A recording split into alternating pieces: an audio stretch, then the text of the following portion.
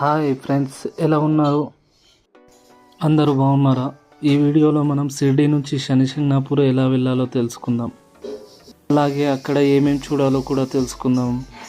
షిర్డీ నుంచి శనిసింగ్నాపూర్కి అయితే అనేక బస్సెస్ అవైలబుల్లో ఉంటాయి ఫ్రెండ్స్. షిర్డీ నుంచి శనిసింగ్నాపూర్కి డిస్టెన్స్ వచ్చేసి 73 కిలోమీటర్స్ ఫ్రెండ్స్. అలాగే ఛార్జెస్ వచ్చేసి up and down charge each one 200 rupees.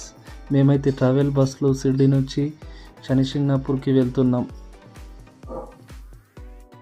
Journey వచ్చేసి వెళ్ళడానికి 2 అవర్స్, రావడానికి 2 అవర్స్ పడుతుంది. శనిసింగ్నాపూర్కి బస్సెస్ అయితే షిర్డీలోని భక్త నివాస్ బయట అనేక బస్సులు అవైలబుల్లో ఉంటాయి. మనం ఏ బస్సులో వెళ్తున్నామో వాళ్ళే మనకు రిటర్న్ తీసుకొని వస్తారు ఫ్రెండ్స్. వీడియో చూసే ముందు ఛానల్ను సబ్స్క్రైబ్ చేసి వీడియోను లైక్ చేయండి. ఇలాంటి మరిన్ని వీడియోలు మీకోసం అందిస్తాను. షిర్డీ నుంచి శనిసింగాపూర్ వెళ్ళే దారిలో న్యాచురల్గా చెరుకు రసం అయితే తయారు చేస్తున్నారు. పదండి ఫ్రెండ్స్, చూపిస్తాను మీకు.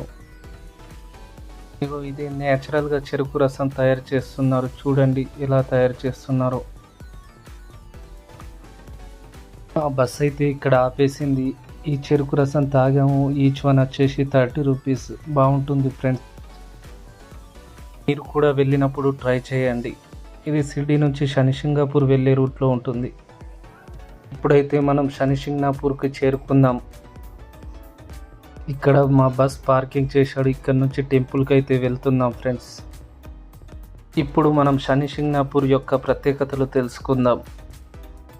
శనిదేవుడు స్వయంగా ఇక్కడే వెలిశారని చెప్తారు. శనిదేవుణ్ణి దర్శిస్తే అనేక శనులు దూరమవుతాయని చెప్తారు.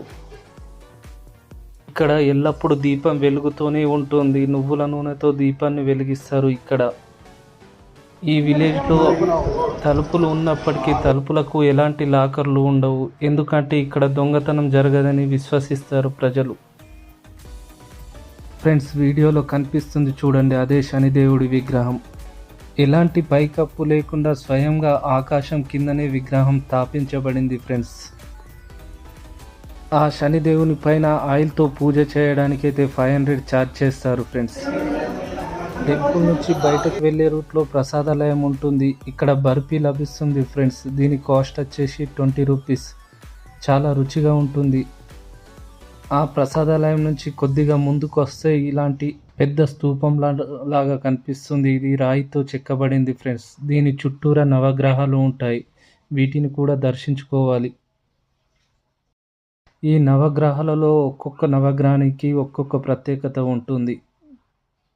ఈ నవగ్రహాలు కూడా పూర్తిగా రాయితో చెక్కబడినవి. ఈ నవగ్రహాలను దర్శించుకొని నేరుగా బయటకైతే వెళ్తున్నాం మేము. ఈ బయటకు వెళ్ళే రూట్లో కూడా పూర్తిగా రాయితో చెక్కబడిందే ఉంది.